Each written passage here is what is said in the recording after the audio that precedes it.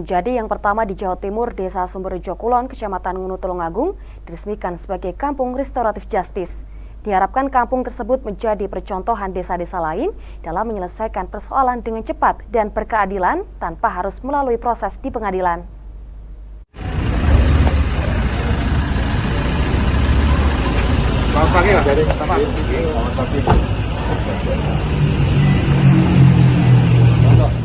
Kepala Kejaksaan Negeri Tulungagung, Jawa Timur, meresmikan Desa Sumberjo Kulon, Kecamatan Ngunut, sebagai Kampung Restoratif Justice. Kegiatan peresmian Kampung Restoratif Justice pertama di Jawa Timur tersebut turut disaksikan oleh anggota Komisi 3 DPR RI, Arteria Dahlan.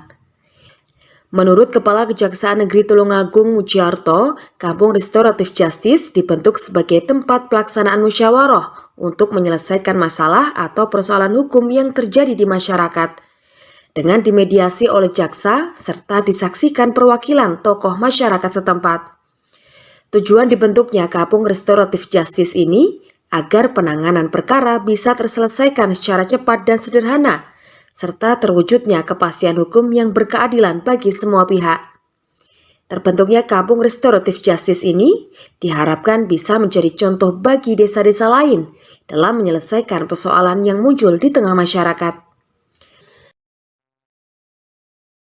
Dan tadi ada surat edaran dari Pak Jambidum maupun Pak Jaksa Agung segera membentuk Kampung Restoratif Justice. Apa yang disampaikan oleh Pak Arteria tadi, saya juga terus terang bergerak cepat bersama dengan anggota saya. Tujuan daripada inilah untuk menyelesaikan perkara di luar pengadilan.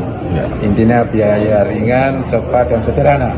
Kemudian kenapa saya telah cari di Desa Sumberjo Kulon, karena sesuai dengan kesepakatan saya dengan Pak Camat Ngunut bahwa Kecamatan Ngunut adalah termasuk kecamatan yang paling banyak permasalahan. Kedua juga keluaran banyak. Mudah-mudahan dengan percontohan di Sumberjo ini nanti menjadikan ke semua kepala desa khususnya di Kabupaten Tulungagung sama dengan ini. Cuma ini hanya yang pertama untuk pembukaan launchingnya.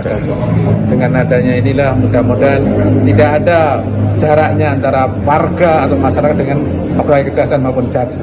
Jaksa masuk desa, jaksa juga punya masyarakat dan punya warga negara khususnya di Kabupaten Tulungagung. Kira-kira gitu, Mas. Ya. Terima kasih. Sementara itu, anggota Komisi 3 DPR RI, Arteria Dahlan, mengapresiasi berdirinya Kampung Restoratif Justice di Tulungagung ini. Arteria Dahlan berharap kejaksaan negeri di daerah lain bisa mengikuti langkah yang dilakukan Kejari Tulungagung. Hanya mensosialisasikan, tapi mengimplementasikan secara penuh makna terkait dengan Perja 15 tahun 2020 terkait dengan restoratif justice. Tulungagung adalah daerah pertama yang berhasil untuk menerapkan kasus-kasus dijadikan RJ. Jumlahnya pun alhamdulillah cukup signifikan. Se-Indonesia baru 70-an ya. Tulungagung sudah 2. Padahal kita punya yang namanya mungkin hampir 400 kajari dan kacam jari. Yang kedua, tidak hanya bisa mensosialisasikan dan menghadirkan RJ dalam perkara-perkara, hari ini baru kurang dari 20 hari dihadirkan surat edaran terkait pembentukan Kampung RJ. Pak Kajari beserta jajaran sudah mampu untuk menghadirkan Kampung Restoratif Justice di bumi Tulungagung.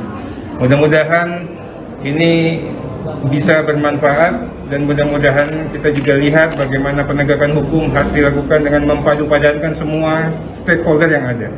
Jaksa. Untuk diketahui berdasarkan Peraturan Kejaksaan Nomor 15 Tahun 2020, perkara pidana dapat ditutup demi hukum dengan beberapa syarat, antara lain tersangka baru pertama melakukan tindak pidana, ancaman hukuman di bawah 5 tahun penjara, dan kerugian yang ditimbulkan tidak lebih dari Rp2.500.000. Sementara itu di tahun 2022 ini, Kejaksaan Negeri Tulungagung telah menyelesaikan 2 perkara kecelakaan lalu lintas dengan penyelesaian restoratif justice. Dari Tulungagung, Jawa Timur, Nadawianto melaporkan.